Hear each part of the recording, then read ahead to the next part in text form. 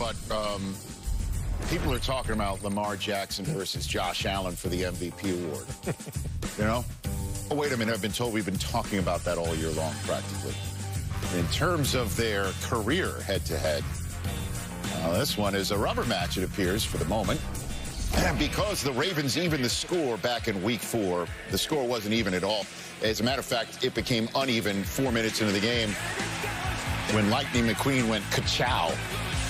Faster than fast. 87 yards, 24 rushes, a $199, and that touchdown. Also had one in the air, while Josh Allen had a long night. This dipsy-do did not go well as Kyle Van Noy blows it up.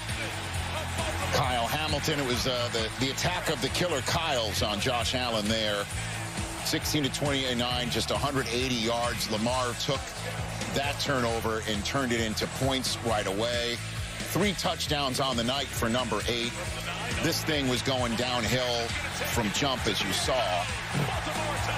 And it was the first loss of the season for the Buffalo Bills, who would lose to the Texans the next week and then rip off a whole rest of the season that had him clinching the AFC East anyway with 5 weeks to go.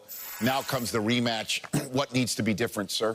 Yeah, let's talk a little bit about this game, give some people some things to pay attention to. Well, you talked about it. It started fast for the Ravens and slow for the Bills, and it was really about the first half. In the first half, on the money down, third downs, they were 1 of 8 on third down. But something to pay attention to, the empty sets. In the empty sets, Josh Allen had plenty of opportunities to make plays. You see the completion right there, but the third down, what we're talking about, 3rd and 2, watch Shakir over here. Just right now, you're looking at it. Just take it right here. There were times that Josh Allen was just playing too fast. Settle in, see what's out there. Another 3rd and 7 situation you're going to see. We're going to get one-on-one opportunities on both sides. Pick your poison. You want to go to the corner on the right, corner on the left. Both guys have opportunities to go one-on-one. And again, Josh playing a little bit too fast, missing opportunities, and it was the theme throughout. Another 3rd and 2 situation. What do we got? Got the tight end right there to the left. Just take him. Just play the game. Moving a little bit too fast. Another missed opportunity on 3rd down. So empty sets and winning the money down early so this thing doesn't get out away from them, because the first half, they lost this game in the first half, could never get back into it. And defensively, the Bills have 3 players back that they didn't have in Week 4. Matt Milano, Taron Johnson, and Terrell Edmonds. So yeah, these are some guys that they're going to have back in there. And you know, Matt Milano's so good in coverage too. Justice Hill had almost 100 yards, 78 receiving in that game. So that'll be a cool matchup to watch this time around as well. Meanwhile, let's review the off with a storyline, sir. Well, Richard, legacies are on the line today when you start talking about quarterbacks, Lamar Jackson and Josh Allen. What a big game this is for a divisional weekend. You know, great players, right? They're in the MVP discussion, all of that. But I've said this 1,000 times. You pay your quarterback to win, right? And winning playoff games is the large part of that. Lamar's 3-4 in the playoffs. Josh is 6-5. And you know what? Neither one has got past the championship game. They got beat by Patrick Mahomes, okay? So it's a lot on the line. Forget about MVP race. This is huge for their legacies today. And for me, at the end of the year, we always talk about rest versus rust. What's the right thing to do late in the year? Do you want the bye? Do you not want the bye? Do you want to be playing your best going into the playoffs? Well, I'm always a believer that the bye is a benefit, but this is the weekend that we get a chance to see that play out. We got the Chiefs, and some of their starters have been 24 days since they've actually played a playoff or played a game.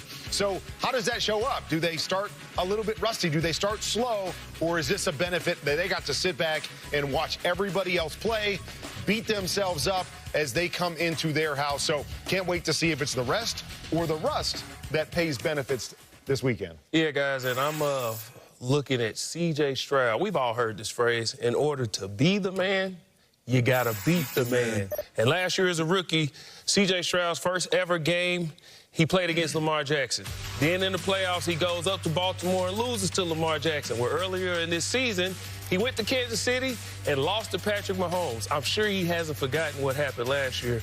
He knows he has to go to Kansas City to get a big win, and he wants to stamp himself as one of those guys. So in order to be the man, He has to go to Kansas City and beat the man. So I'm locked in on C.J. Stroud. And it's funny, like way back when, 20 Tuesdays ago, when we were all sitting on the set for the opener of the NFL Game Day morning season, and if you asked most observers, name the team that has the shot to dethrone the Chiefs in the AFC at the time, because Stephon Diggs was there.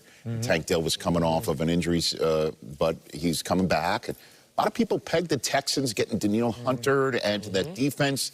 Then the season would play out, and they didn't look as strong this year as they did the previous year. But look who's in their house to one and done them today anyway. It is the Houston Texans with a defensive effort, picking off Justin Herbert 4 times last week. Great last week. You know, so we'll see what happens with the first ever playoff matchup between the reigning Super Bowl MVP quarterback and the reigning Offensive Rookie of the Year quarterback. That's never happened. And I hope I just didn't steal Sarah Walsh's opening line of her first report. 255 yards. Oh, man, he's a monster. Nobody was going to slow him down. So here they go. We're playing again. What are the keys for this Rams defense to contain that Saquon Barkley guy today? Well, you got to win the rep before the rep, and you got to play with physicality and discipline. I'll show you what I mean. If I say before the rep, eyes on the offensive lineman. They're looking down. They tell you where the ball is going. Saquon's offset. Now, move your eyes to 97. He has the B gap, but he gets nosy, jumps into the A, and then Saquon sees it, whoop, whoop, jumps outside, big run. Okay. Again, we got 2 defensive linemen. They're going to slant to the right. I tell Kurt all the time, defensive linemen can't go lateral. They got to get vertical. 95, jumps outside, out of his gap. He puts a big offensive lineman on the linebacker, knocks him out of there, and then Saquon turns into Saquon.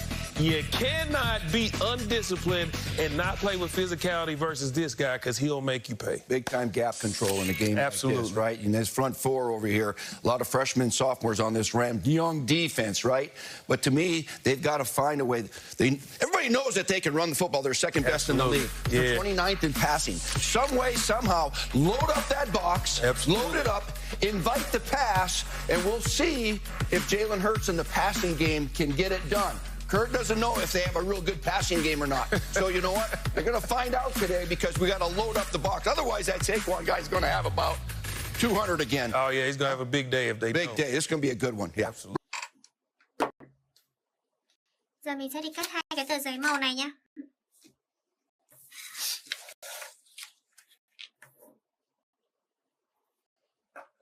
Tiếp nha.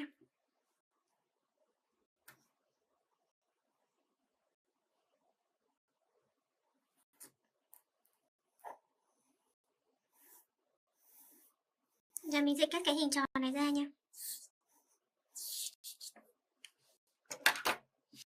Đây, giờ mình sẽ cắt nó ra nhé.